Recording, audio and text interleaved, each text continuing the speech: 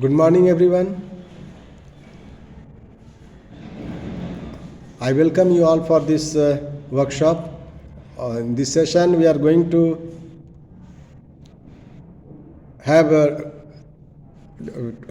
discuss about the different strategies which are adopted for teaching mathematics at secondary level. The purpose of our study is to discuss the teaching methods and their applications in different branches of mathematics that is taught at secondary level in various institutions. Teaching methods of mathematics include lecture, inductive, deductive, heuristic or discovery, analytic, synthetic, problem solving, laboratory, and project methods. Teachers are free to adopt any method according to the specific unit of syllabus, available resources, and number of students in a class. Different merits and demerits of teaching methods, along with the relevance of each method to the appropriate branches of mathematics, is to be discussed. This is the main objective of our discussions today.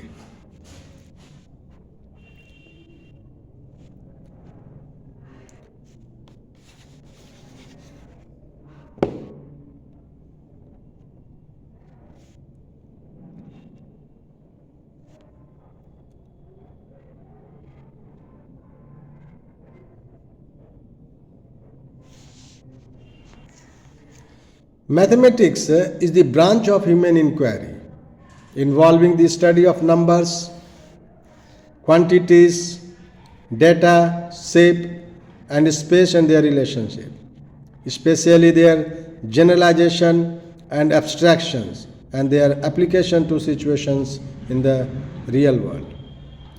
Mathematics generalize new formulas or methods based on similar pattern for different branches of mathematics. Before teaching math, every teacher should be informed well about the educational values of this subject. Proper teaching method should be adopted according to the situation, learning, environment, and educational background of the students. It is very important to keep the motivational level of students high. Otherwise, they lose interest in mathematics.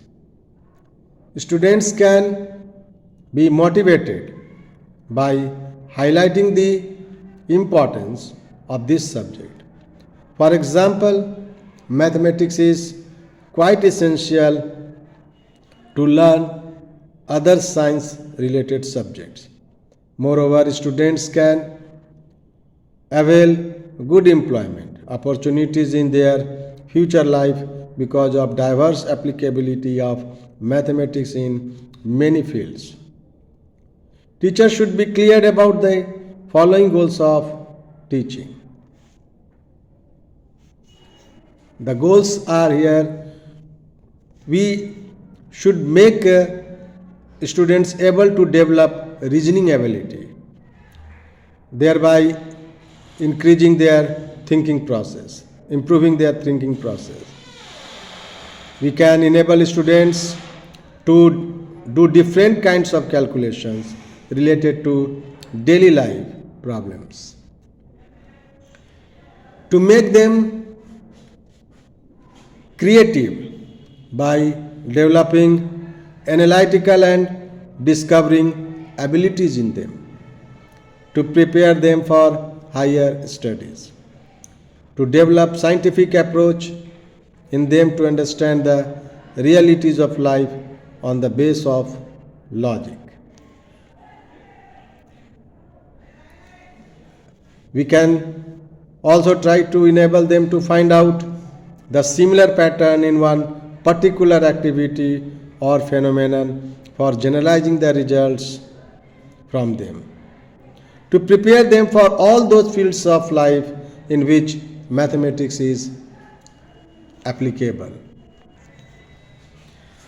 In a developing country like ours, where educational situation is not very much encouraging, lack of resources and funds are the biggest hurdles in educational reforms.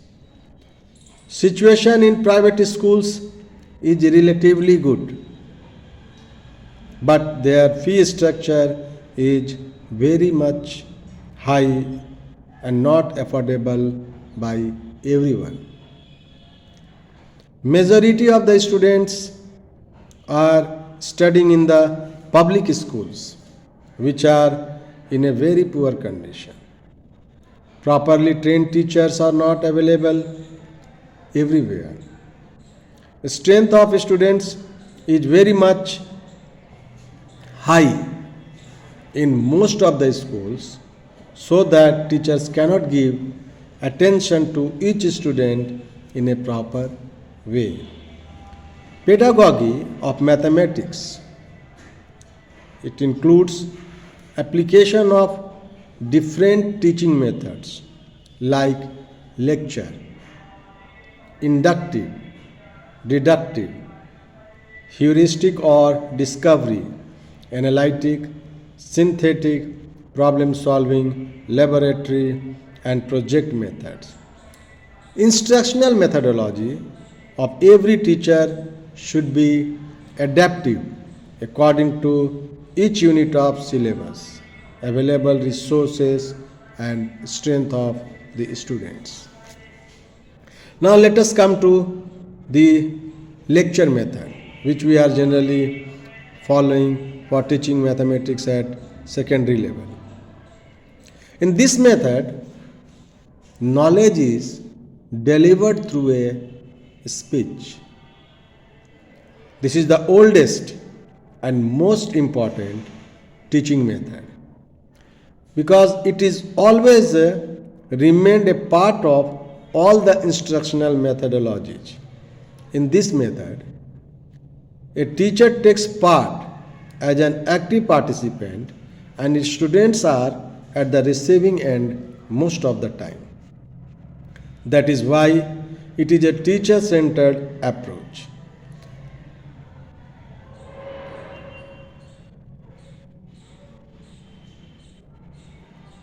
Lecture method is not only used for teaching theoretical concept, but it is also helpful for giving training of complex skills and procedures. Now let us discuss about the merits and demerits of the lecture methods, which we are generally adopting in most of the situations. The merits we can note down, we can write as the most convenient and easy method. It is the fastest way to deliver knowledge, so when the syllabus is so heavy, then it becomes necessary. When syllabus is vast and we have to cover lot of topics, then in that situation, this becomes a very handy tool to finish this task. When the strength of the class is also very high, then also it becomes very important. This is so economical because there is no equipment involved in it and only one teacher can teach so many students.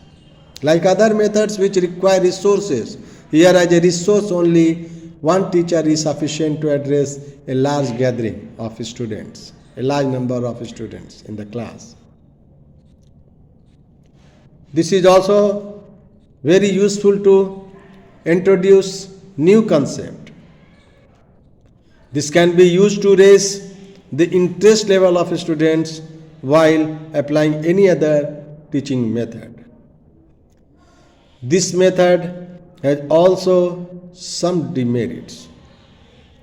The demerits are the teacher-centered approach. It is a teacher-centered approach, so students cannot play an active role.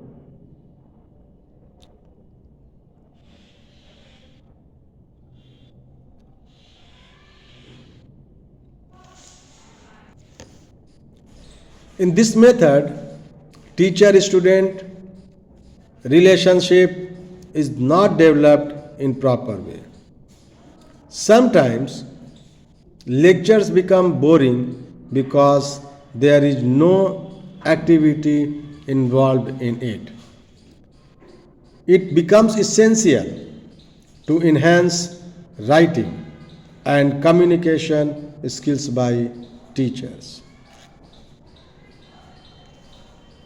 Now, what are the application of this method at secondary level? Let us come to see. As no practical work is involved in this method, so it can only be used to clarify the basic concept of each unit given in textbooks of mathematics.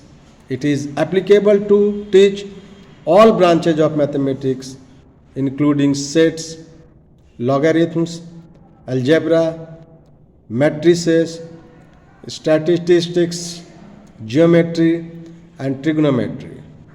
Mathematical problems related to these branches cannot be solved by this method, but the procedures and methods to solve them can be explained in a very good manner.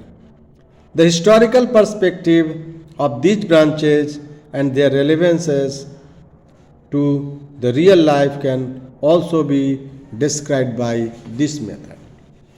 So we have seen the merits and demerits of one of the methods, lecture methods, which are generally followed at different levels. Now let's come to inductive method. This method is also called scientific method, in which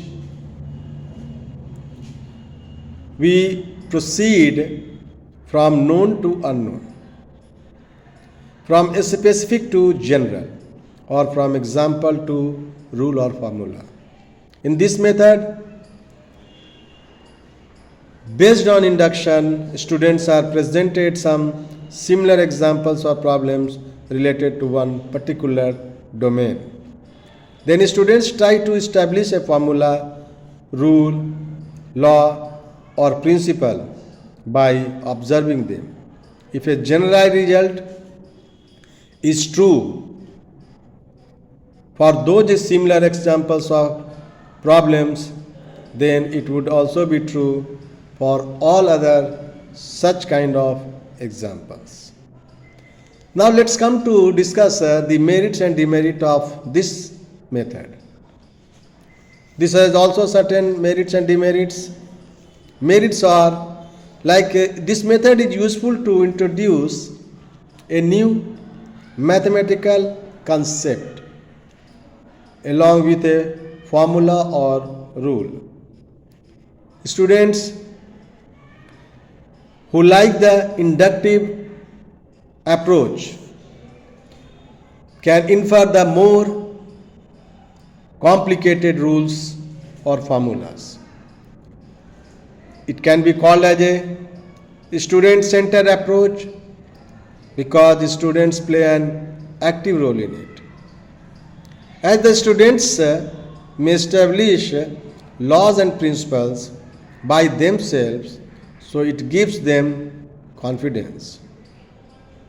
This method helps to motivate the students to think logically and make the learning environment more interesting. This is also based on reasoning and experimentation. This is quite suitable for primary and secondary level classes. Students easily remember the laws or principles which they prove by themselves. But as you know that every coin has two sides, this method too has certain demerits. The demerits are like it is quite time consuming and laborious as well. To establish a law or principle is not the complete process of learning. Students have to practice a lot to understand the concept fully.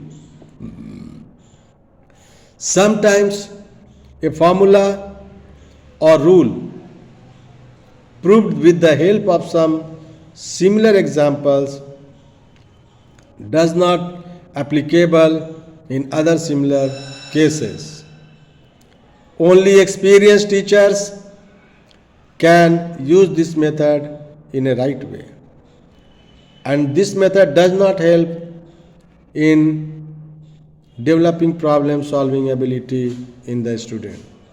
So we have seen the merits and demerits of this particular method of teaching. How this can be applied at a secondary level, that is, as you see that it is used to establish laws, formulas and methods instead of solving mathematical problems.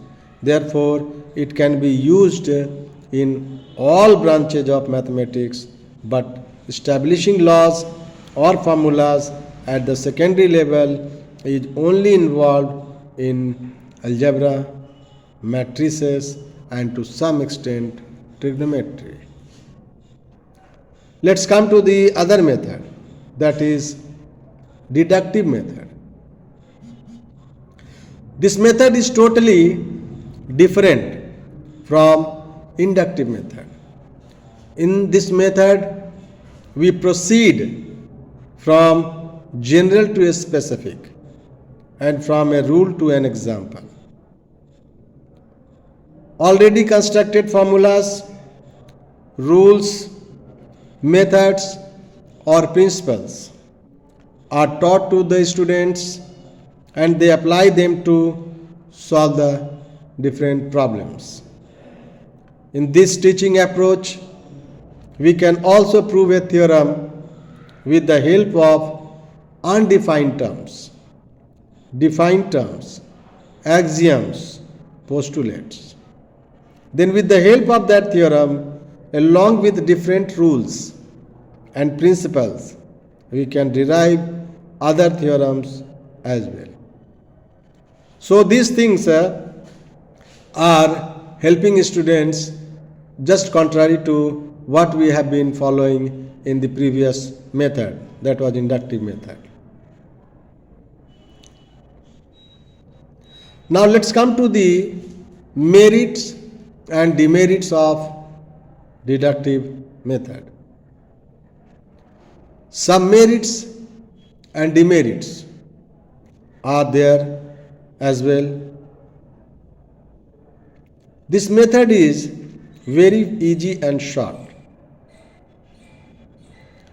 To remember a formula or rule is not very difficult, so this method is blessing for those students who cannot remember complicated procedures. Teachers can complete the syllabus easily by this method. This method helps to enhance the computational ability of these students. It is helpful to teach those concepts in which derivation of rules or methods is not involved. With the help of this method, we can prove different theorems using already defined formulas or principles. But this method has also certain demerits. We can list some of the demerits as it becomes very difficult for students when they have to remember so many rules and formulas. This method does not help in improving reasoning ability in the students. As you have to go by the formulas and rules, You have to memorize. So it is a rote memorization process. It is not effective at lower level classes. This method is not constructivist. If a student forget a rule or principle, then he or she cannot reconstruct that easily. This method does not encourage discovery learning. It cannot make students creative. Students may be doubtful about the reason of using one particular formula.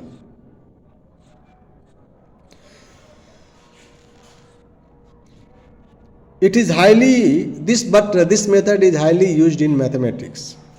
It is used to solve those problems in which complicated procedures are not involved, and they can be solved by applying different kinds of already established laws, methods, formulas, and principles directly.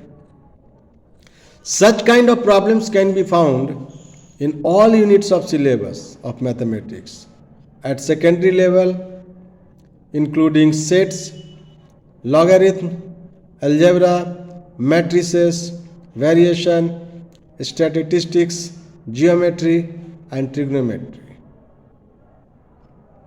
Now come to the another method which are adopted is heuristic method or discovery method, what we call. The word heuristic was drawn from a Greek word heurisko, which means I find out.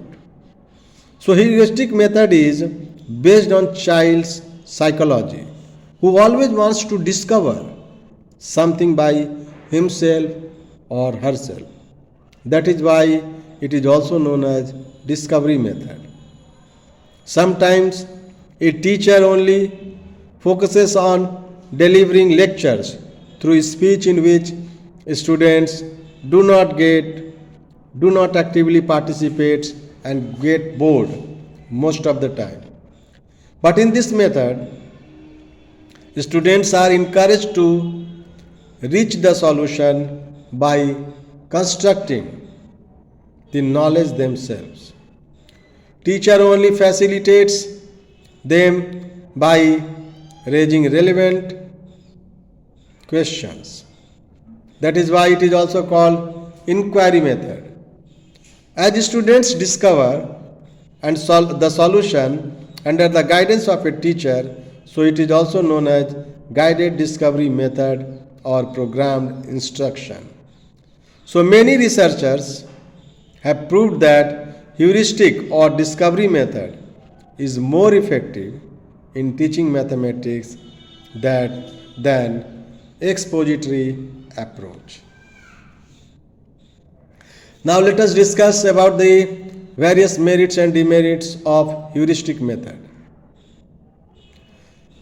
Its merits, if we count as it is a student-centered approach where students are discovering by themselves.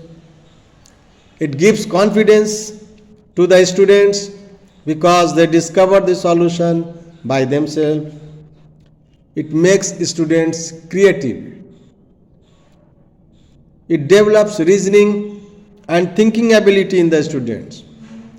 We want the students to have their own logical, regional ability so that they can excel in their career, in their future segments. So this is where they can do and they can carry on in their future. It clears concepts in a better way, continuously inquiring the students, keep them active and they do not get bored.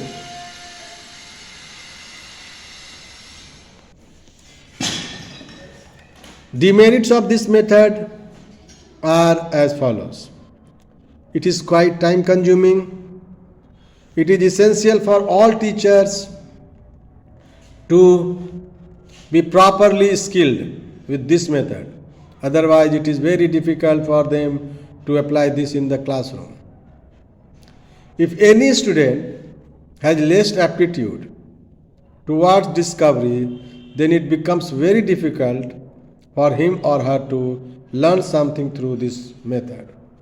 It is only applicable if strength of a class is low. If a teacher fails to give proper guidance to the students, then they may get discouraged. This method is not suitable for teaching all kinds of mathematical problems. Sometimes a teacher fails to ask proper questions during the discovery process so that distract students. With the help of this method, lengthy syllabus cannot be finished in time. So this method can be used to teach all branches of mathematics. It is helpful when students are not mastered to solve problems related to one particular concept and they need guidance. When students get master of different methods and formulas, when they are encouraged for deductive or problem solving methods to solve same problems. Now let's discuss the analytic methods of solving problems in mathematics. In this method, we analyze the problem first by breaking up the problem in small segments and then move towards solution. It is also called descriptive method.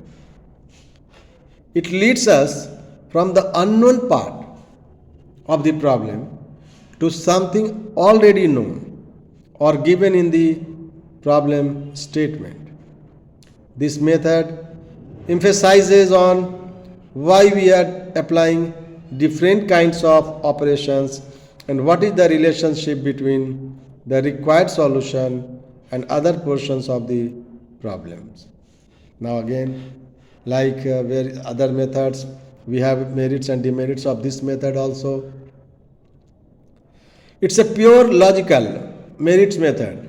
Merits of this method are, it's a pure logical method. So there is less chances of doubts. Discovering the solutions is an essential part of this method. So it enhances logical thinking and reasoning ability of the students.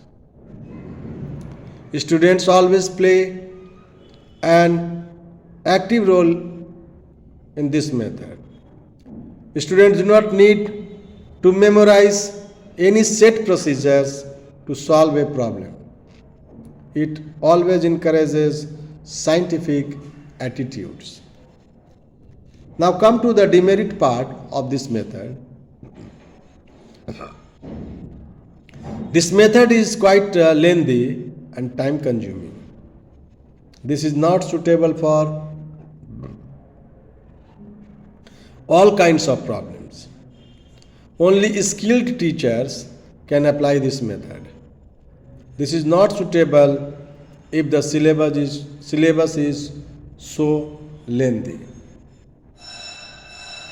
Discovery approach, only in this approach, such kind of problems can be taught with the help of where we have to prove something. At secondary level, such problems can be only found in the units of algebra, geometry, ratio and proportions. Now come to the next method, which is synthetic method. This method is completely opposite to the analytic method.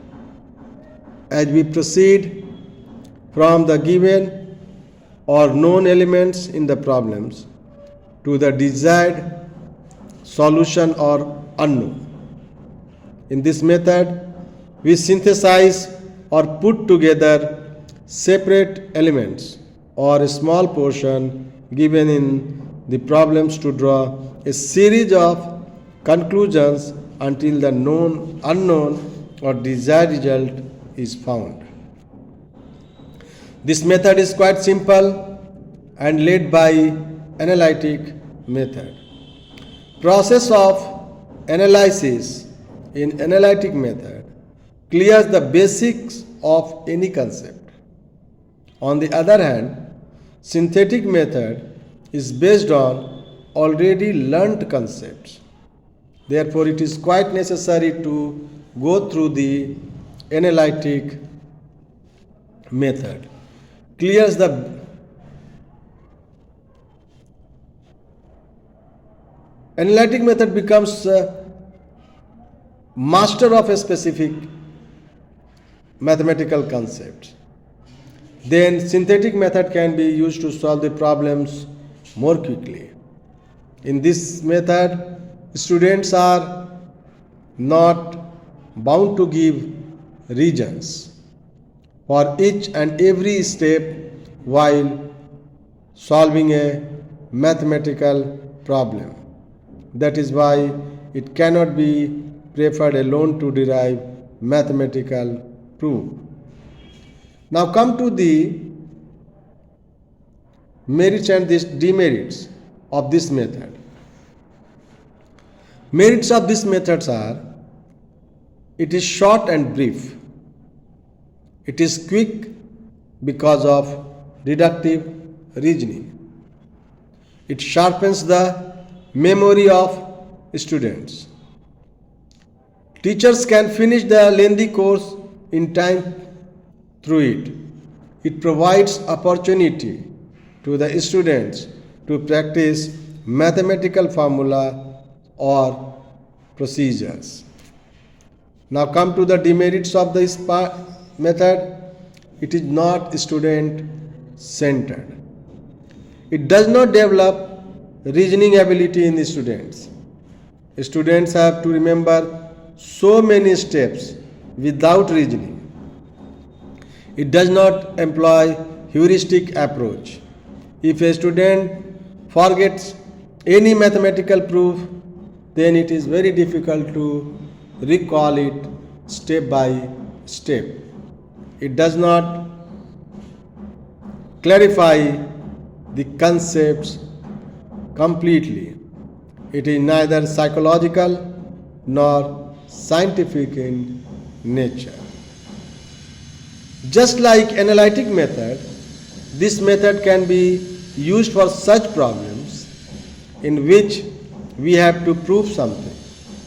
It is also useful to find out something unknown with the help of given conditions in the problem statement. These problems can be found in the units of algebra, ratio and proportion, and geometry at secondary level. Now come to the next method, that is problem solving method. Instructional methodologies should improve reasoning ability in the students. In this way, they become capable to find out the solutions of different kinds of problems, not only during the studies but in their daily routine matters as well. Every child has the curiosity to explore the things, and then this psychology of the children can be utilized in a better way through problem solving method. It is the most important instructional methodology for mathematics.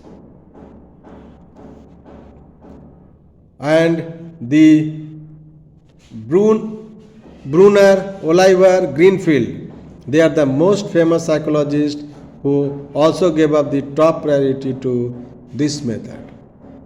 In this method, students are given such problems which cannot be solved easily or their solutions are not obvious. Like a student tries to reach the goal or solutions through the set of events or procedures. All these events or procedures as lower order capabilities in which formulas, rules and concepts are used from which a student is already familiar. According to Gagne, what the students learn is called a higher order principle, which is the result of lower order capabilities. Next, coming to the merits and demerits parts of this method, the merits are like it is scientific in nature, it is student centered, it is helpful to enhance the reasoning ability of the students.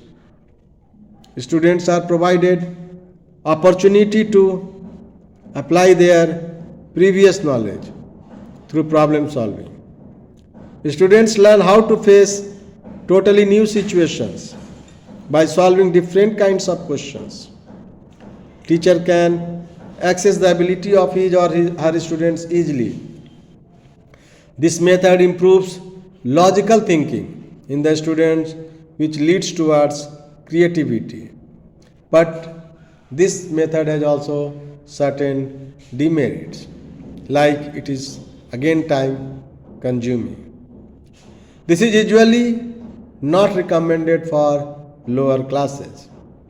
Textbooks do not provide enough help to apply this method because such books are written in a traditional way. Logical thinking is involved in this method, therefore physical kind of activities are totally neglected. This method is used to solve those complicated problems which cannot be solved with the help of single law or formula. Usually word problems are solved with it. At secondary level, such kind of problems can be found in the units of algebra, trigonometry, ratio and proportion. So this method can be applied there. Now coming to the laboratory method of teaching strategies. Mathematics is different from the subjects involving reading, thus practical work in its major part. Practical work is its major part. Laboratory method has the capacity to deal with the practical work in mathematics. It is a method of learning by doing. That is why different kinds of tools and equipments are used in it to perform practical work, which includes drawing of different shapes, taking measurements, geometrical figures, making charts and graphs. Students go through different experiments in laboratory of class or classroom and learn by observing and calculating themselves. During this process, they get opportunity to draw conclusions and generalize different laws and formulas. Therefore, this method can be set to an extended form of inductive method. The role of the teacher in this method is to supervise the whole process and give proper instruction to the students at each step. He or she should keep some points in mind to make this method successful.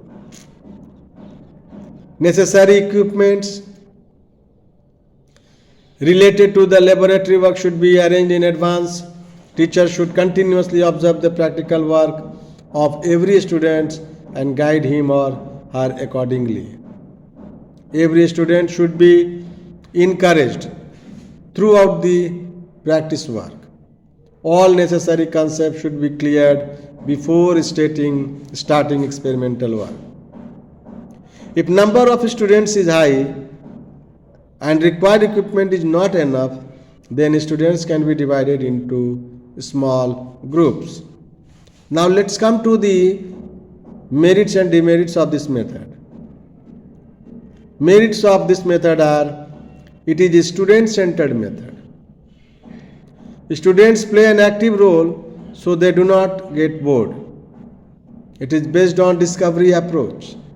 Knowledge gained through practical work is long-lasting. As students establish laws and formulas by themselves, so they gain confidence.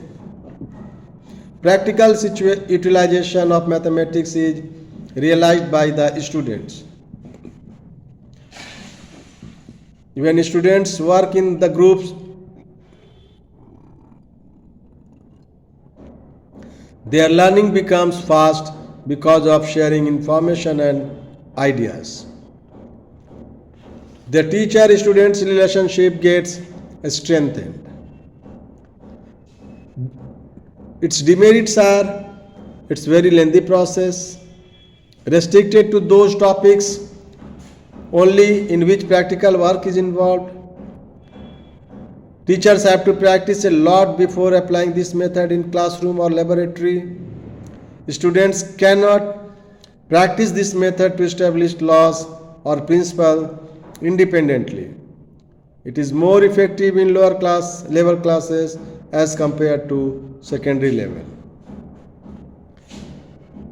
At secondary level, it can also be used to establish or verify the laws and theorems in sets and trigonometry. These laws and theorems are usually proved through inductive method, but laboratory method can be used at alternative basis to create interest among the students. Now come to the project method. This method is also based on the philosophy of learning by doing. It was devised by famous educationist Professor Dr. William H. Kilpatrick, who defined this method as wholehearted, purposeful activity. In this method, students are engaged in such kind of projects in which they get opportunity to apply their theoretical knowledge and learn practically. In these projects, students work in natural environment outside or within the boundary of school. During this process, they face different mathematical kind of problems in real life and then try to solve them with previously gained knowledge. Projects may be allocated at individual level, but usually students are divided in the small groups to accomplish them. Project method provides cooperative learning in which not only students share the ideas and knowledge but also get motivated to complete the task as soon as possible. Famous educationist John Dewey emphasized on social interaction of the learners for the first time. Then Herbert Thelen also gave importance to cooperative learning in small groups. Now coming to the merits and demerits of this method. Merits are like it is totally student-centered method. It helps students to correlate the mathematical knowledge with real life problems. It is a social activity that helps to promote friendly environment among students. Students share their ideas and experiences with each other. It gives confidence to the students. Students learn to many other things during projects in real life scenarios. Students remain active and enjoy throughout the project. Its demerits are it is quite time consuming, costly because so many equipments are involved in it. Because of excessive practical work, students cannot give much attention to practice the mathematical operations. Usually textbooks are not designed according to this method. It is very difficult to complete the syllabus in time with the help of this method, especially when the strength of a class is very high.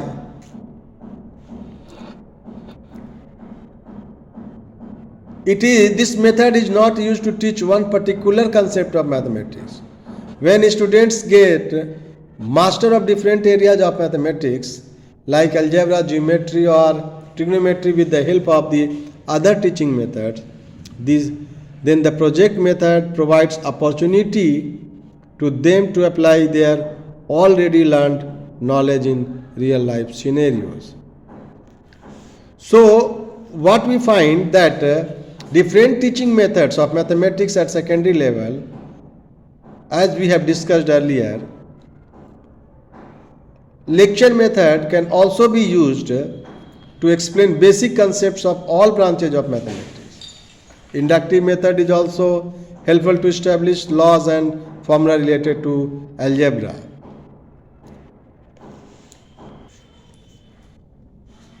In recent years, those who decided what a typical people should be expected to learn have downplayed the importance of memorization and of fluency. Yet there are all sort of reasons why we need to learn certain things by heart. And in general, to achieve much higher levels of fluency. The word fluency is not quite the same as raw speed, but fluency and the related notions of learning by heart and automaticity are useful indicators of understanding and mastery. Memory contributes significantly to what we are and to what we can do. We need to be completely on top of that limited collection of basic facts and techniques in terms of which most elementary mathematics can be understood. But we need to memorize far more than this. For example, when tackling an unfamiliar problem, one must be able to consider and choose between possible approaches and to compare the alternative intermediate steps in order to access what seems to be the most promising strategy. And to achieve this, the possible steps of techniques need to be robustly internalized and immediately accessible. Where a student struggles to use an idea or fails to implement a learned procedure quickly and reliably, one can infer either that the ingredient steps need to be strengthened or that more time needs to be devoted to integrating these steps into an effective method. When faced with a routine inverse problem, like factorizing x to the power 4 minus 7x square plus 1, or make 24 with 3355, or with 3366, or with 3377, one cannot begin unless the relevant direct facts are immediately to hand. Only then do we have a chance of recognizing the relevance of those direct facts. We need immediate recognition that 36 equal to 4 into 9 and 54 equal to 6 into 9 in order to simplify 36 by 54 equal to 4 by 6 or equal to 2 by 3. Given 3, 3, 5, 5 to make 24, we need to notice immediately that 5 into 5 is close to 24, and then that 3 divided by 3 makes up the difference. We have to understand the identity, like a square minus b square is equal to a minus b into a plus b. It is the second nature we are most unlikely to notice that x to the power 4 minus 7x square plus 1 is equal to x square plus 1 whole square minus 9x square, and so on. So we need to memorize enough to enable us to respond flexibly.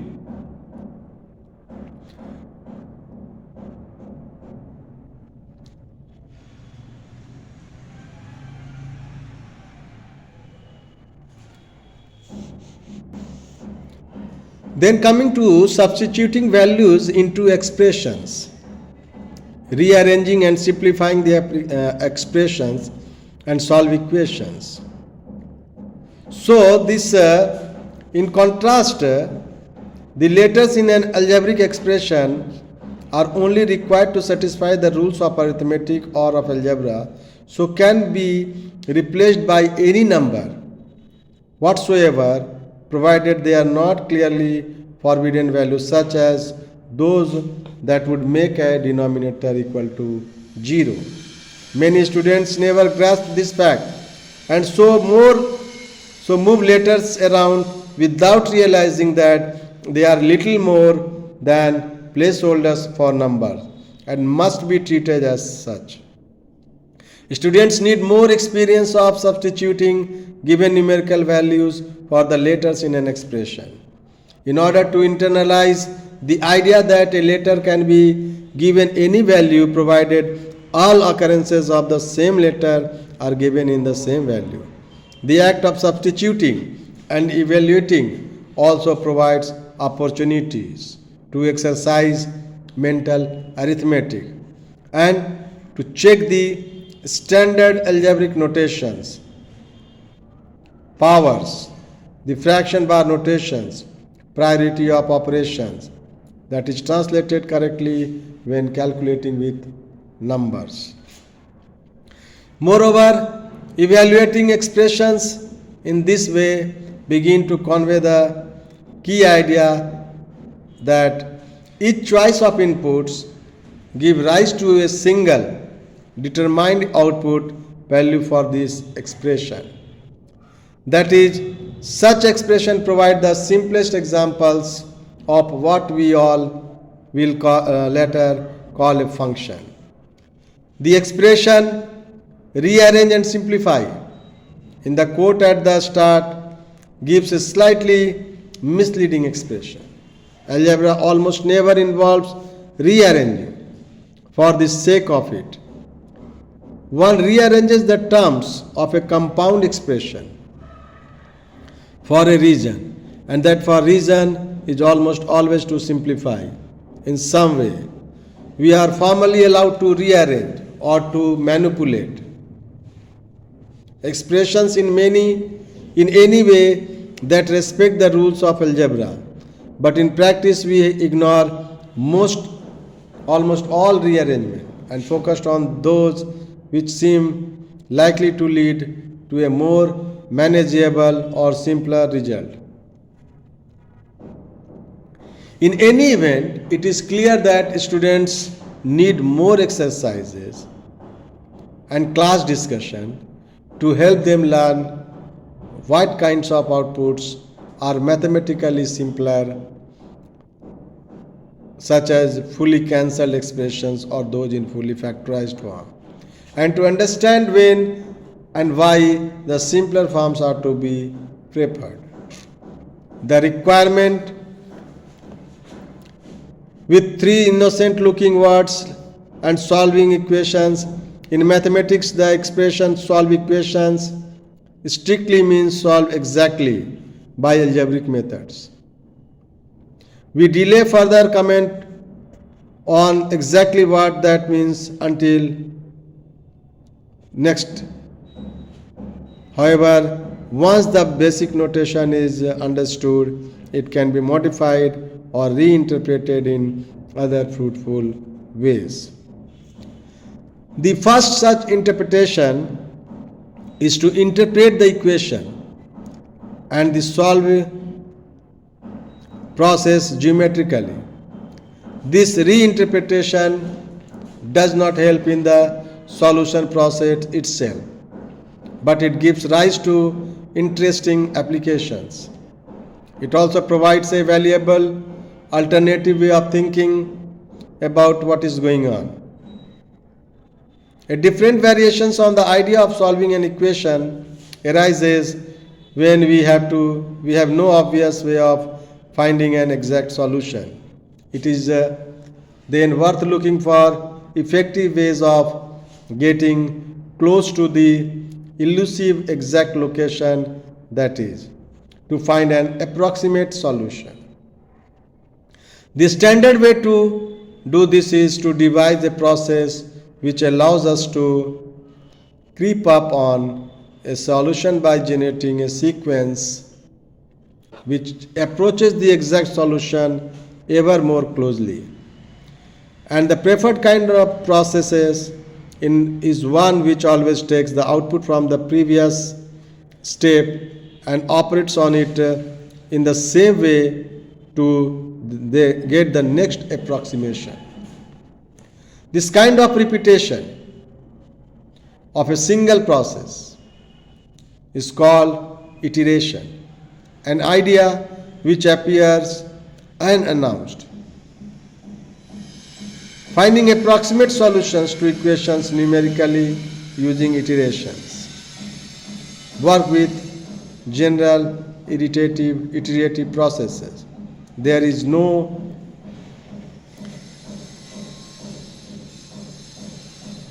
required preparatory work for this. However, when finding approximate points of intersection of two straight lines or of the graph of a curve and the x-axis, it may make sense to alert students to the desirability of having a deterministic numerical process that finds such solutions to any required degree of accuracy. At the same time, one can prepare the ground as part of work with sequences by exploring the behavior of standard sequence that converge and the others that diverge.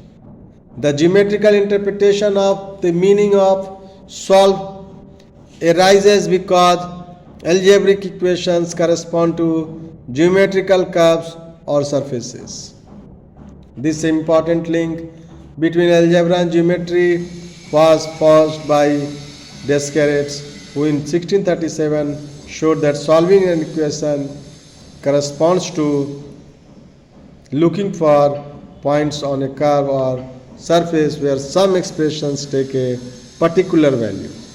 Looking for points where a curve or surface intersects a line. Hence, the solution of an equation or a system of equations can be thought of as the coordinates of some points or points where two or more curves or surface meet. This is the powerful idea which can help to explain the students. For example, why some quadratic equations such as x square plus 1 equal to 0 have no solutions? Because the curve y is equal to x square plus 1 never crosses the x-axis, that is the line y equal to 0. Why other quadratic equations such as x square equal to 0 have just one solution? Because the curve y equal to x square touches the x-axis. Why many quadratic equations such as x square minus 1 equal to 0 have exactly two solutions? So the geometrical interpretation makes it possible for students to engage the hand and the eye to draw the relevant curves and to find the approximate coordinate of the points which corresponds to solution of the given equations, a process that can help the brain to make a sense of the exact algebraic solutions process, which might otherwise remain a purely abstract idea. Without the insight provided by this geometrical interpretation, students can also too easily misapply the rules of algebra even with such a simple example such as x equal to x square, where thoughtless cancellation can easily lead one to lose the solution x equal to 0. If you interpret solution of these equations of the 2 points 0, 0, 1, 1, 1, where the familiar curve y is equal to x and y is equal to x square cross, this can illustrate the error. can underline the importance of only cancelling factors which are never zero and can help to reinforce the reason for standard algebraic methods when dealing with quadratics and higher powers of taking everything to one side and factorizing. So now we come to the end of our session, and I will conclude by saying what is the aim of the teaching mathematics at secondary level. Let us conclude in this way.